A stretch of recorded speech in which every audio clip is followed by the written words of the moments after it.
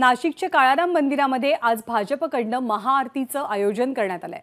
अयोध्येमधल्या राम मंदिर लोकार्पण सोहळ्याच्या पार्श्वभूमीवर आजची महाआरती संपन्न होते। सकाळी 10:30 वाजता काळाराम मंदिरामध्ये ही आरती केली जाईल।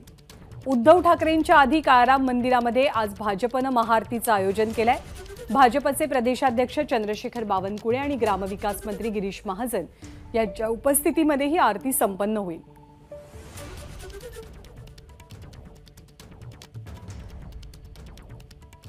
आणि याविषयीची अधिक माहिती देतात आपले प्रतिनिधी मुकुल कुलकर्णी। मुकुल, आरती जरी रामाची असली तरी भक्तिभावासोबत राजकारणाची किनार या सगळ्या आरतीला कशी आहे? बरोबर आहे। अयोध्येमध्ये राम मंदिर लोकार्पण सोहळ्याची जय्यत तयारी सुरू आहे, तर नाशिकमध्ये राममय वातावरण सुरू झालेलं आहे।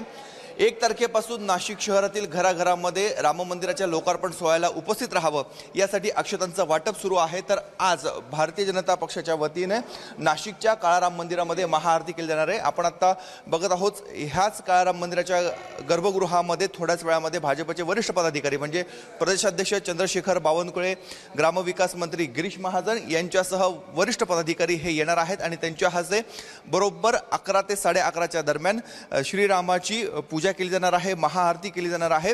बाहेरच्या परिसरात जर आपण बघितलं तर राम मंदिराकडे येणारा संपूर्ण जो परिसर आहे तो भगवे झेंडे पताकांनी हा सजवण्यात आलेला आहे। संपूर्ण भगवमय वातावरण करण्यात आलेलं आहे। ठिकठिकाणी मोठमोठे होर्डिंग्स देखील लावण्यात आलेले, त्यामुळे एकंदरीतच संपूर्ण राममय वातावरण तयार करण्याचा प्रयत्न भारतीय जनता पक्षाच्या वतीने केला जात आहे। एकीकडे घराघरात जाऊन अक्षतांचं वाटप केलं जाते, दुसरीकडे अशा स्वरूपाची जय्यत तयारी हे केली जाते।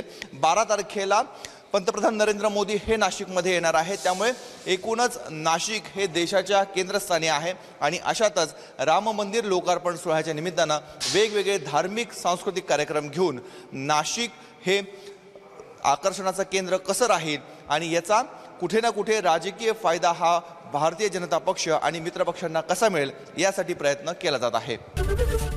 एबीपी माझा, उघडा डोळे बघा नीट।